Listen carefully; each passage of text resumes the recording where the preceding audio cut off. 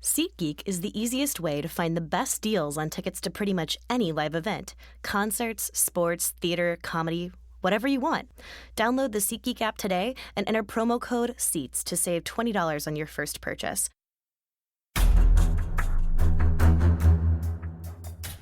Welcome back to the Sports Beat KC podcast. This is Jesse Newell, KU beat reporter for the Kansas City Star. I'm joined live right next to Allen Fieldhouse by CJ Moore of the Athletic and Bleacher Report. CJ, how you doing? Jesse, doing well. What's going on, brother?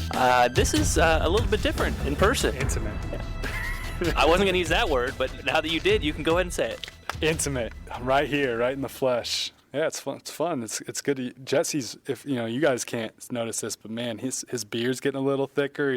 We're really getting ready to get into the season here. CJ no touched shave November, I guess. CJ touched my knee. That was totally inappropriate. We need to have these podcasts over Skype way more often than we do. I think we've maybe had one or two in person, but that's turned out to be too many for me, CJ. Yeah, let's talk about some basketball. All right, well, KU just is going to play South Dakota State tonight, so by the time you hear this, it'll probably be after that game. We won't talk about that, but let's talk in general about KU basketball. Coming off a 65-61 victory over Kentucky.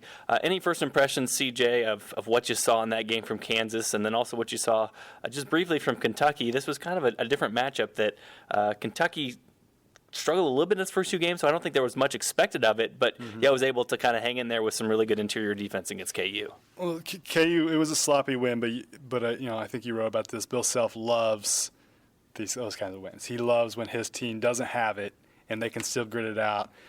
Couple things that stood out to me. One, I thought they were tremendous rebounding the basketball and boxing out. Just like the fundamentals of boxing out and going to get the ball.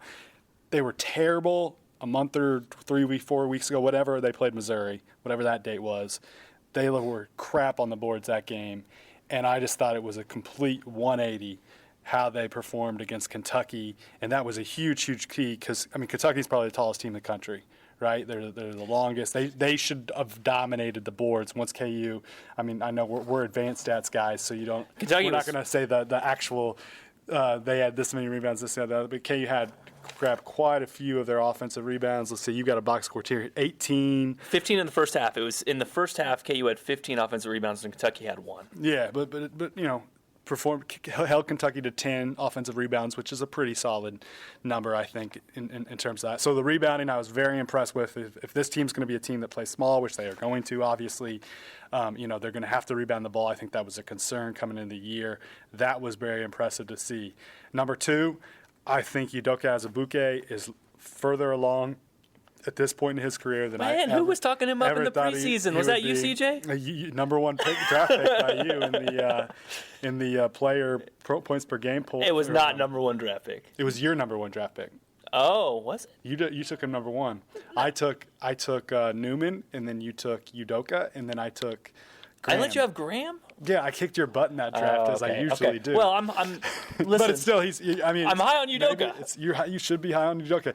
The thing with Udoka for me is he's moving better and lighter on his feet, and most people are probably going to listen to this after the South Dakota State game, but man, he's got a challenge tonight against Mike Dahm. That's going to be a tremendous challenge, and I almost see KU probably going to some kind of box and one or something because you don't want Udoka Azubuike as well as he's guarding right now. And it was impressive to see him hedge on some ball screens. Like, he is moving way better than I ever thought he would move.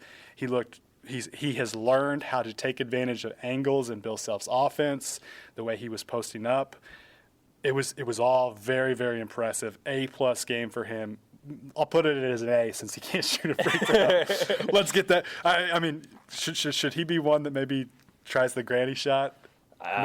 Maybe. Well, and here it's a funny That's moment. Scary. It's a funny moment, CJ. I'm glad you brought that up because Tyler Self was at that game. We were walking in the tunnel kind of after the game at the United Center. And Tyler Self walked by, and he was walking towards his dad, but he saw Udoka, and he goes, "Udoka, big game, give him a big hug." And then exactly what you just said happened. He went down between his legs and put both hands down there and said, "Granny."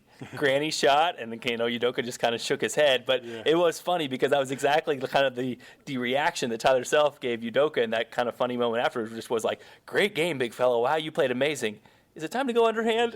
Yeah, I don't know. I mean, it's a funky release right now, like CJ. His left ear too. Yeah, it's a funky release too. He kind of flips it in a different way. It is a little soft. I will say it's fairly soft. It gets up there fairly soft, but man, it's not pretty. So that's concerning because he's going to get fouled a lot. And as you wrote about, they're not. This isn't going to be a team that gets to the line a lot, but he is going to get to the line a lot. So. That's the one worry with him, but hey, you take it for everything else that he gave. And defensively, awesome job from him defensively. I thought, like I said earlier, getting out on ball screens, I thought he was way better on the perimeter defensively than I ever thought he would be. And he is playing without fouling, which the situation Kansas has itself in right now with the Billy Preston thing. And, Mitch Lightfoot, bless his heart, it's hard for him to play in a game like that and to really me more. What Mitch Lightfoot should be is a backup 4 who comes in with a big 5. Well, a lot of times he's having to come in and play a 5, and it's just not fair. It's not a fair situation to put him in. And this is almost maybe calling my shot. Again, it's 5:23 p.m. on Friday, but you look at Kentucky, and again, great performance by Udoka, but it's almost a perfect team for him. I mean, I know they put him in ball screen situations, but he can kind of camp out a little bit in the lane. They're going to keep throwing big body after big body after big body. And on the flip side, it's a horrible matchup for Mitch Lightfoot because the guy's a couple inches undersized probably to play that position, and then you just give. They got 6'6" guards. Exactly, they're putting trees against you, trees. So now again, I'm talking in advance here, but South Dakota State, I don't know how much Mitch Lightfoot's going to play tonight, but this might be a better matchup for him. Where you're guarding Dom, he gets to the perimeter, maybe you're a little bit quicker and shorter. That sort of thing. Whereas Udoka, it's kind of like, oh boy, these are smaller guys who can shoot from the outside. He's going to have to play on the perimeter all night. But I don't want to talk too much about that. I think you brought up a good point, and maybe the number one thing I took away from this, which is what Bill Self was concerned about in the preseason. Again, huge win for KU, big-time win because Bill Self loves those ugly wins and winning when you don't play well and shots don't go down. But this team, Bill Self, they always get to the free throw line. They always have a guy who can drive. They always late shot clock seem to have that person who can get to the rim. And that game just showed, again, maybe a horrible matchup for it because of Kentucky's trees. But Kentucky, the game before Vermont, their guard was getting to the rim at will. I know. So it's tough right now for Kansas because if you're looking at that, you're saying this is going to be way different offense than what KU's had in the past if that sort of thing continues. We knew that. Yeah. I mean, they've been saying, I had a story where I talked to Graham about Self is yelling at him downhill all the time, encouraging him to get to the rim. But sometimes it's just not in your DNA to be that kind of guy. And he's really good, and I thought he did a good job of this against Kentucky. He can get in the paint, but he's better at distributing once he gets to the paint than trying to go up and finish like Frank Mason could. And that's still really effective. I think Udoka is going to get a lot of easy buckets because he's going to learn, hey, when Graham gets into the paint, I need to be ready. It could come from any direction. Yeah. Well, I would say so. That's it's not all that they can't get to the rim. It's just different. But yeah, it's going to be a challenge. They need the one guy that they need that can do that, and they need to consistently do that, and to not maybe settle for as many jumpers. Although I didn't think he settled for too much, but Vic's got to be the guy that gets in there and gets their paint touches and gets some easy baskets that way. But like they didn't have last year, they didn't have a guy to throw it into the post and get you those buckets at the rim from that way. And now they do. I just think it's a team still finding its identity because, for sure, again, right now. It was just interesting. When they went late shot clock, it was like Devontae felt like it had to be him because he's supposed to be the next Frank Mason. But again, it's the same thing. Like, it's not really in his DNA unless he can drive to kick. Yeah. Or unless he, I'm being honest here. A lot of late shot clock situations for KU probably should be Devontae Graham dribble, shoot a three. I mean, don't you think that's more of a strength for him? No, I'm with you there. Yeah. I think late shot clock could be, and this is almost a basketball pet peeve of mine. Why is it when you get late in a game and you're going to work the shot clock a little bit, whatever. But why can't you just get into your offense and run your stuff? Yeah. Isn't that the most efficient basketball there is when you get through in your offense and run your stuff? One-on-one basketball is an efficient basketball. So now when you have a guy like Frank Mason that can pretty much that's what I'm saying. That was the security blanket, yes. Yeah, but now I tweeted this the other night. Those days are over. You got to go run some stuff now. And I think KU might, eventually you might see them doing some different things late in shot clock than just the 1-4 and let them go. And that's what I'm saying. Like, I think, and it's early enough that this shouldn't all be figured out yet, but I think you're right. Like, just like the coaching staff last year, looked at the roster, looked at the personnel, and said, hey, got to create this new four-guard offense, this new four-game for Josh Jackson, let him thrive. I think this coaching staff is probably looking at this the same thing and saying, okay, with the spot-up shooters you have and the skill sets that these guys have, what can be more effective late in shot clock? What is that going to look like? And again, maybe it is involving Udoka Azubuike a little bit more, or trying to not get to that late thing. Maybe it's Devontae Graham driving to shoot or driving to kick immediately. Maybe it's Lagerald Vick takes over in those situations. I don't know yet, but I think what we saw against Kentucky, again, the longest team KU's going to see all season. So it's kind of a little bit of a one-off a little bit. But what we saw against Kentucky is that what happened then wasn't working at the end of shot clocks. And, offensively for them, it was a lot like, not a lot, but a little bit like the Oregon game, where they couldn't, the length gave them problems. But the difference was they were able to lock down. Now, obviously, Oregon's a different kind of beast offensively. Yes. But they were able to win one of those ugly games where, things weren't going right offensively. Did you see the Ringer power ratings today? Mark Titus, he brought up that very same thing, that very same point today. He said this looked like the Oregon game. Yeah. I mean, it did, but they're going to be okay offensively. And, the thing that I think is really going to help Udoka with the four-guard lineup, I actually think it's a good thing for him, because the more space he has, the better. And those, the angles to throw into him were so easy because the floor was spread. You can't have a guy backside helping, because then you're leaving a great shooter on the perimeter. So I think he is really, really going to benefit from this offense. He's going to be better this year with them playing small a lot than he would have been if they played a typical, power forward, I think, because there's just going to be more space for him to work out of, and the more space he has, the better. The next step for him is going to be, okay, when they throw it into me and the double team comes, how well can I pass it out? But yeah, great game for him. The other guy that I was super impressed with in that game was Marcus Garrett. Really Active, like man. his game. Active. I think he might have a chance to be, and this probably sounds like a little hyperbole at this point because it's so early. I think he has a chance to be the best perimeter defender Bill Self has ever had. Wow. He's had a lot of them. Super quick feet. Super quick. That's what the hands are what really impresses me. He's got some quick hands. And it's not the typical package for that either, since he's 6'4", 6'5". I mean, usually those long, guys. But he's long. And that's what I'm saying. Like, usually the quick. I'm thinking, You're thinking of like a Devontae Graham build. I'm thinking Devontae Graham, or even back in the day, Russell Robinson, Mm-hmm. Aaron Miles. You know what I mean? Like, those quick foot, quick hand guys are usually like the 6-foot mold. I mean, Marcus Garrett could have that along with length, which adds to your deflection, steals, all those sorts of things. He could have. I don't know that he's got the.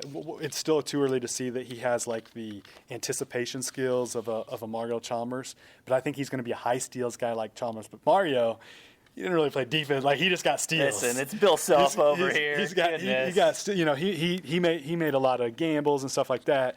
I think Marcus is the combination of like that and like a Travis Relaford, where he's going to be able to stop her. But man, you can just tell that kid has instincts. He's one of the guys that blocks out, rebounds really well.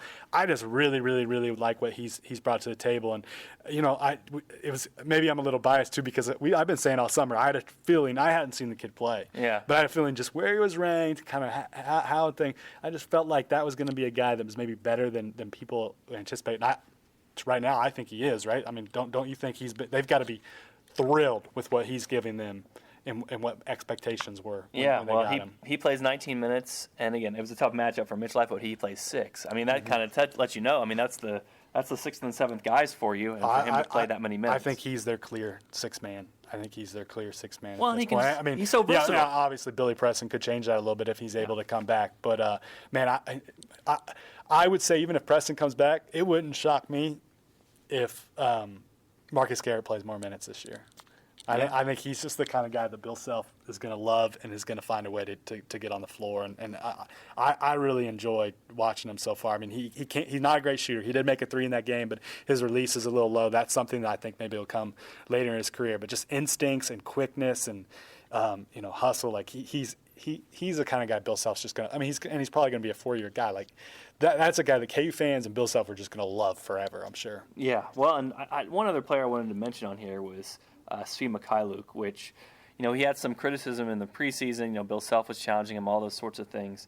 And the shooting percentage wasn't amazing in this game, but The way he played. But the way he played was good. He rebounded well. I kind of pinpointed that in my story, just that on game point he outjumps two guys that are more athletic than him at the rim, and gets a tip away when KU's up by 2 and really needs a defensive rebound.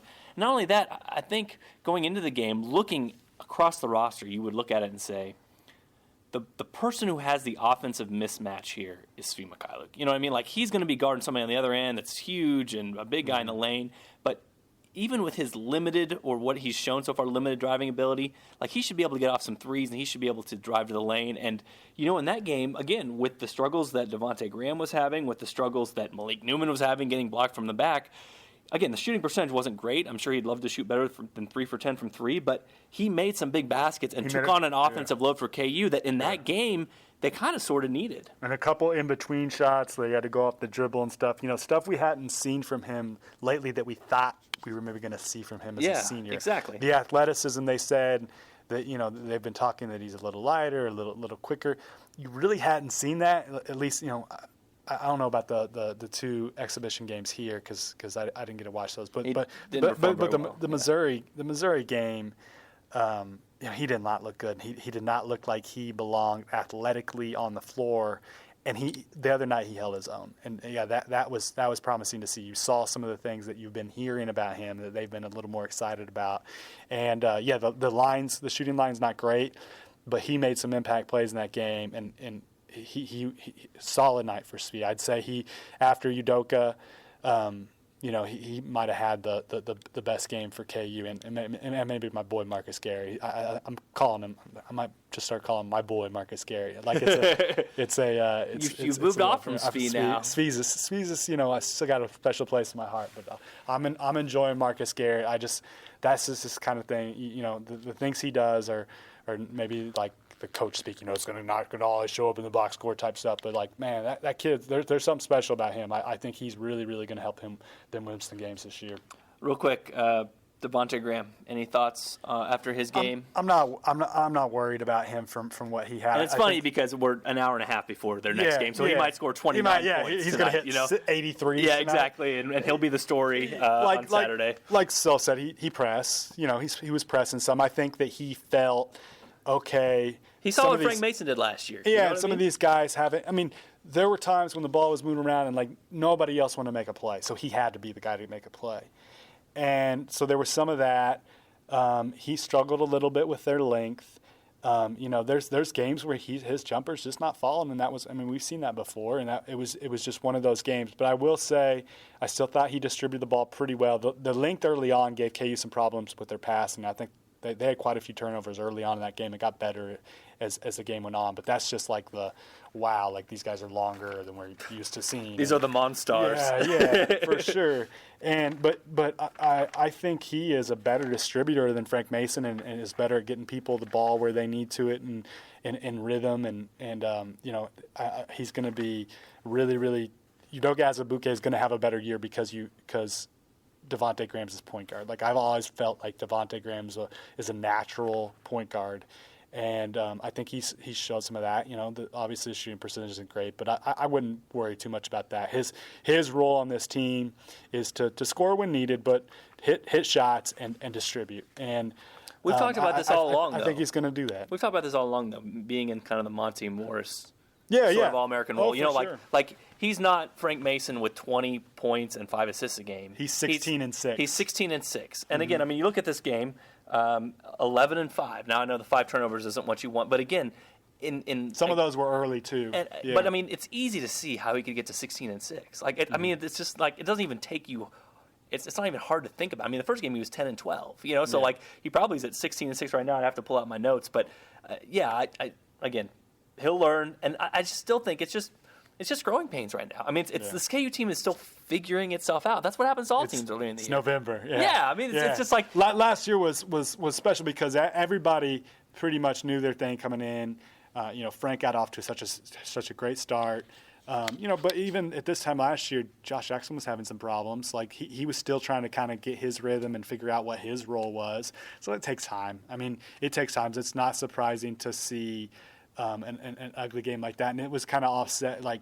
people watched Duke play before and it was like, oh, man. Yeah. But I'll tell you what, Duke's the best team in the country right now. I've watched every single one of their games. I think they're the best team in the country right now. So, I don't know if that's what you – but that's what KU usually has to measure itself against. I will say if they don't – this team and the way it's formed right now, if Billy Preston never comes back, whatever, they could probably still win the Big 12. But, what people care about is March. And for them to be able to play with, to knock off a Duke or Michigan State, one of those teams, they need another body. So whether it's Billy Preston or whether it's Silvio De Sousa. Coming second semester. Not 100%, but and 99 basically. If they get both those guys, then, man, their depth situation, you don't worry about it. But right now, obviously, you worry about it. Yeah, and again, we'd be remiss if we don't bring up Billy Preston and what happened.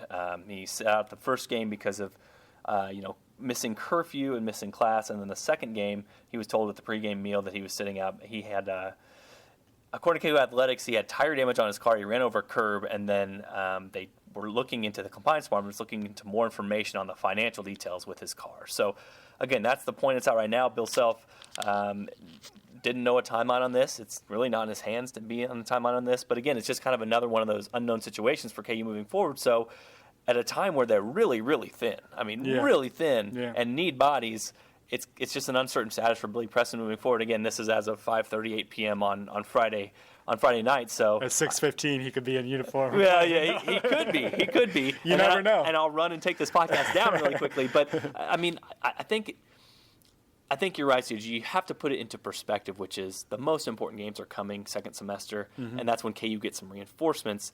At the same time, it's kind of like this is just the worst time it could happen for KU because you don't want to run Udoka Azubuike record. You don't want to run Devontae Graham 39 minutes every night. So I guess they're just kind of hoping right now to get themselves to Christmas when they get, two nice Christmas presents right there, right under the tree. Yeah, at least one. We'll see. I mean, the longer it goes, the more you're like, who knows? But we could sit here and speculate all day, but who knows what's going to happen? I don't think we have any better idea really than the casual fan out there. It's just something that has to play out, and we'll see. All right, real quick before we go and eat some great pregame food over. What we got tonight? It's 23rd Street Brewery. I think. That's always a good. Yeah, so always a good. We need additional time to eat after this podcast, but just if it could be something we mentioned or something we didn't, but one positive that you saw from the Kentucky game, and then one concern you walked away with from the Kentucky game, just from seeing that and what you thought.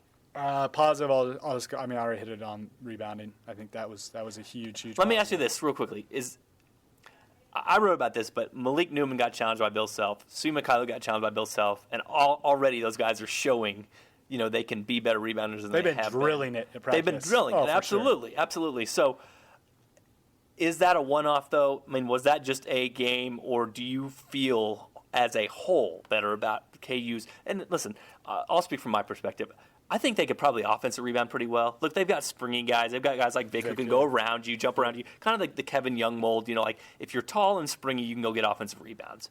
The problem for KU is going to be can you anchor yourself and clear guys out on the defensive glass because they don't have a lot of big bodies. Mm-hmm. Are you any less concerned with KU's defensive rebounding moving forward after that? Yeah, because they showed they were capable of it in a high-level game, and obviously they've been drilled on it. And it's all about, you can be a good rebounder if you box out and use your body right. You don't always have to be huge. So it just helps. It helps to be huge. You can be Jose Altuve and be 5'6" and hit home runs. You can hit 25 home runs, but it helps to be Aaron Judge. You know what I mean? Yeah. It helps to be 6'7" and 290 pounds. Just the fact they showed in a high-level game, it's promising. There's going to be games where it probably gives them some issues just because of the lineup. But it was good to see them get challenged and step up to it. That was something that I'm sure they've been really, really challenged on, and they stepped up to it.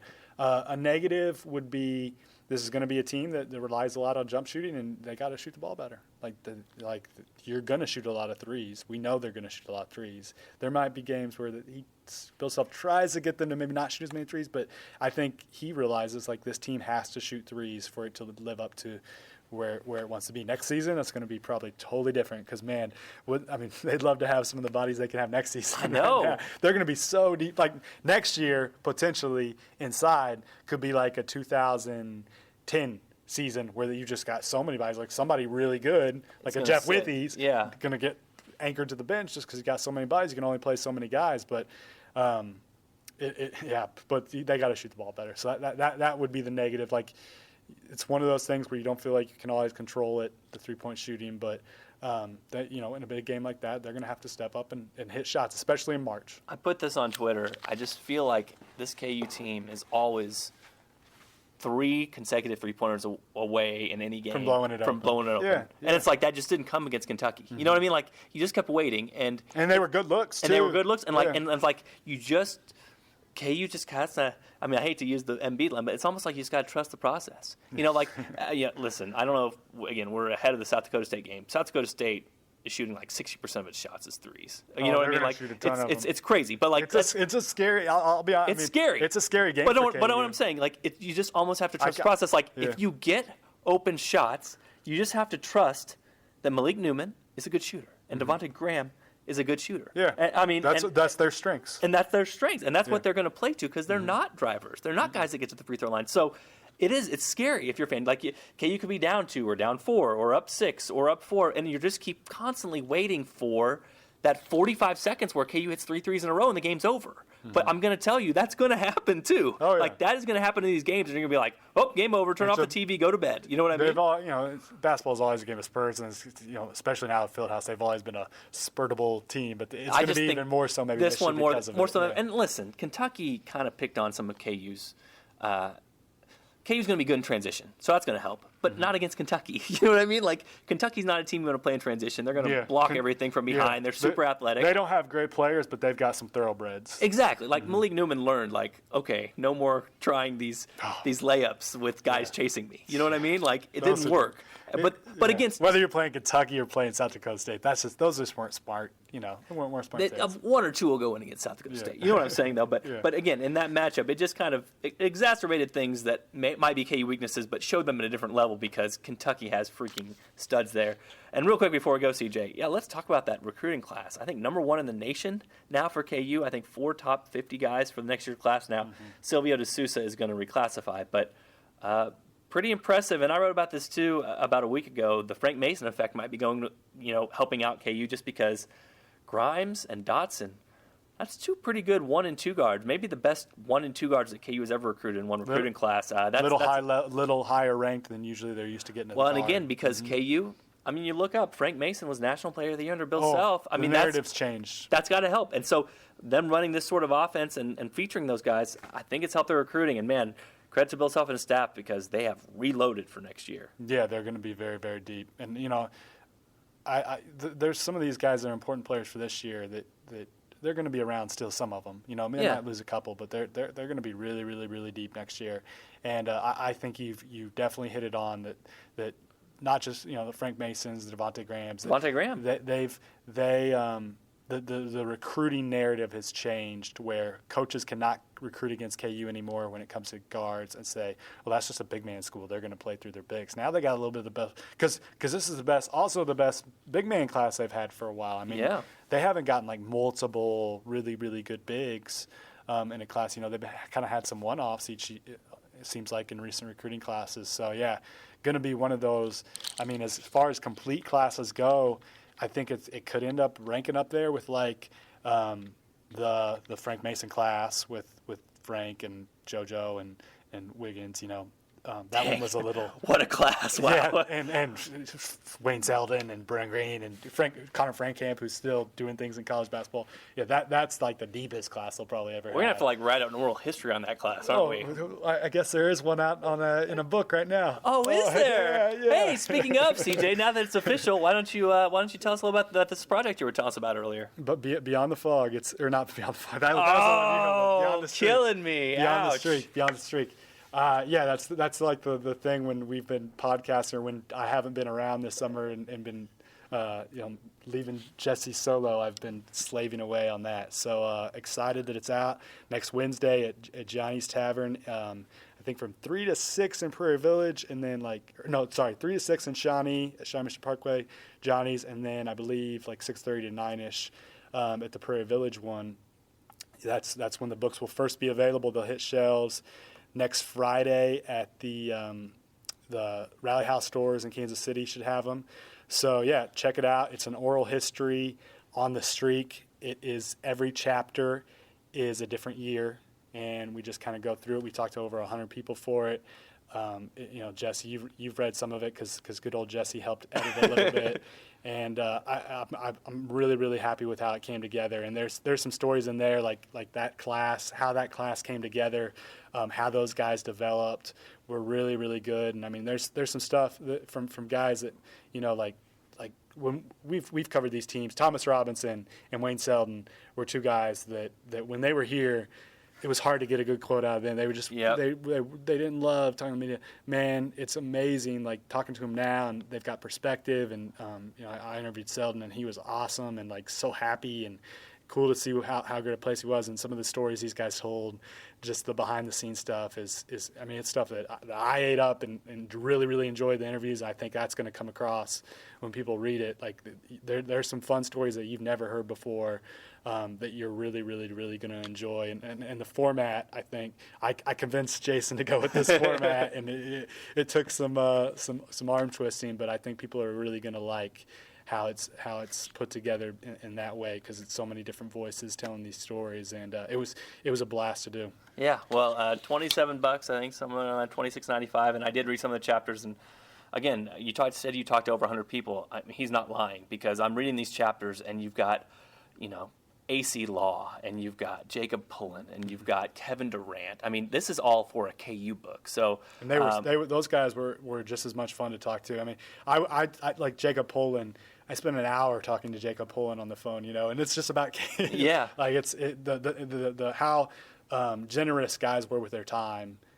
Made the project. Yeah. Like made it really, really special. Well, I'm telling you, it's a huge undertaking, and these books always are. But the final result is usually it's really, really good. So, what I would encourage you guys, and listen, this is straight from my heart because I know how difficult it is this time of year to find. If you have a KU fan in the family and you're trying to find a Christmas gift for them, I mean, this is like. It's on a tee for you guys. I mean, this is the easiest thing. Your dad, your grandpa, whatever, is going to eat this up and buy it and or read the whole thing. They'll probably do it in a week or so and thank you afterwards. But that's the perfect thing to do. And again, it's going to be available around these bookstores all around KC as quick as you guys can distribute them, right? Yeah. First chance to get them will be next Wednesday. We're picking them up at the printer that morning. So it's and I think we might, Jason. We've talked about it. I think he's reached out to you. He wants to do a 3-pod, so maybe we'll do that at some point. All right. Well, yeah, and then kubook.net for you guys if you guys want to order online too, in case you want it outside of there. But we're going to wrap up this podcast. My stomach is growling, so let's go get some food. Go get some food out there and watch KU play South Dakota State. So Mike Dom, the Dominator. The Dominator. We'll see how he does tonight. Again, everybody listening to this already knows, but we do not know yet. You guys are all smarter than us at this very moment. All right, for CJ, this is Jesse. Thanks for checking out the Sports Beat KC podcast. Be sure to tune in for another episode next week.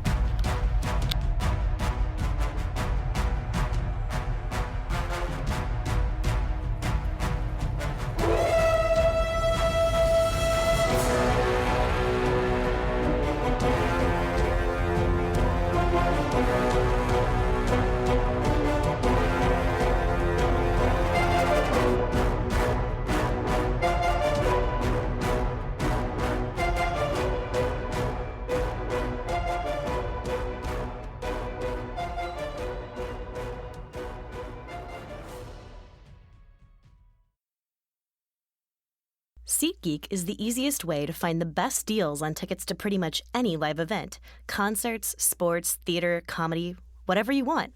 Download the SeatGeek app today and enter promo code SEATS to save $20 on your first purchase.